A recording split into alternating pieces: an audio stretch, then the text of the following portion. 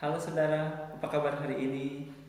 Saya mau berbicara hari ini tentang ada beberapa hal yang menyebabkan orang sering gagal mengenai pekerjaan. Setidaknya ada tiga faktor yang sering terjadi di awal. Yang pertama, satu tidak tahan uji. Orang tidak tahan uji sehingga dia tidak mendapatkan apa yang terbaik buat dia. Suatu ketika di suatu perusahaan besar ada seorang pekerja baru, dia seorang sarjana dari sebuah universitas ternama di Indonesia.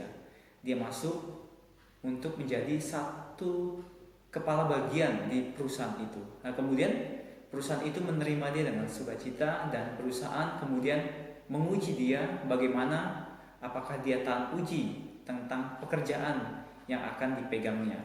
Jadi satu hari dia bekerja, perusahaan memberi tugas kepada dia untuk menjadi tenaga cleaning service. Jadi dia harus bekerja di departemennya, dia harus bersih-bersih di bagian di mana dia ditempatkan. Tapi apa yang terjadi? Ternyata setengah hari dia sudah berhenti dari pekerjaannya. Dia tidak tahan.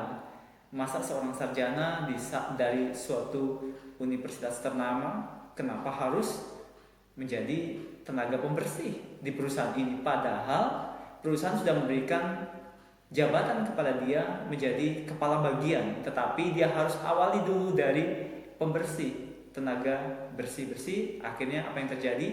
Dia mengundurkan diri setengah hari dan dia gagal. Jadi banyak orang itu karena tidak tahan uji dalam pekerjaannya. Yang faktor yang kedua adalah terlalu banyak menuntut, belum memberi tetapi sudah menuntut.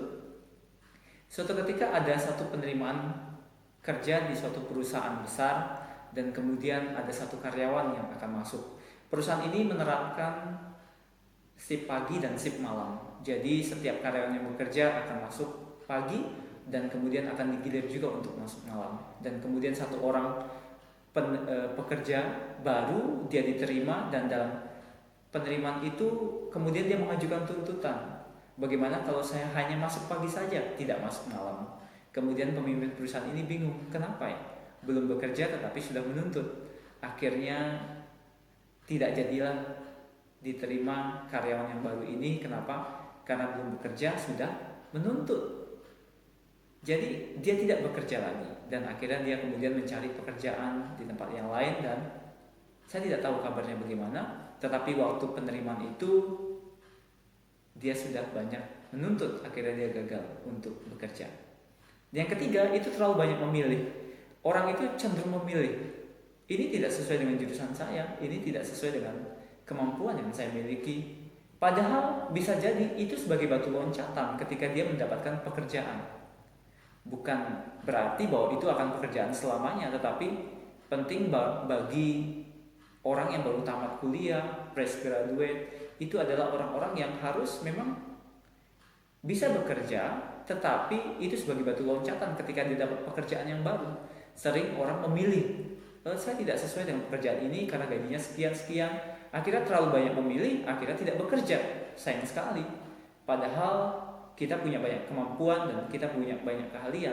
Nah, bagi yang muda-muda yang belum bekerja, ini saatnya kita mengasah dulu kemampuan kita, mengasah dulu pengalaman kita, dan kita pasti akan mendapat tempat yang terbaik di pekerjaan kita, mungkin di usaha kita. Jadi ini setidaknya ada 3 tips saudara, tapi pasti banyak yang lain sebenarnya. Tapi saya membagikan hari ini 3 saja. Yang pertama, kenapa sering orang gagal dalam pekerjaan? Yang pertama karena tidak tahan uji. Yang kedua, terlalu banyak menuntut. Dan yang ketiga, terlalu banyak memilih. Mari kita semua yang bekerja, kita bekerja sungguh-sungguh. Anda yang belum mendapatkan pekerjaan, teruslah asah kemampuan, skill Anda, kemampuan Anda untuk bisa mendapatkan pekerjaan yang terbaik. Pasti di depan ada pekerjaan yang terbaik buat Anda. Tetapi jangan tidak tahan uji, jangan terlalu menuntut, dan jangan terlalu memilih. Saya percaya semua diberkati. Salam damai sejahtera.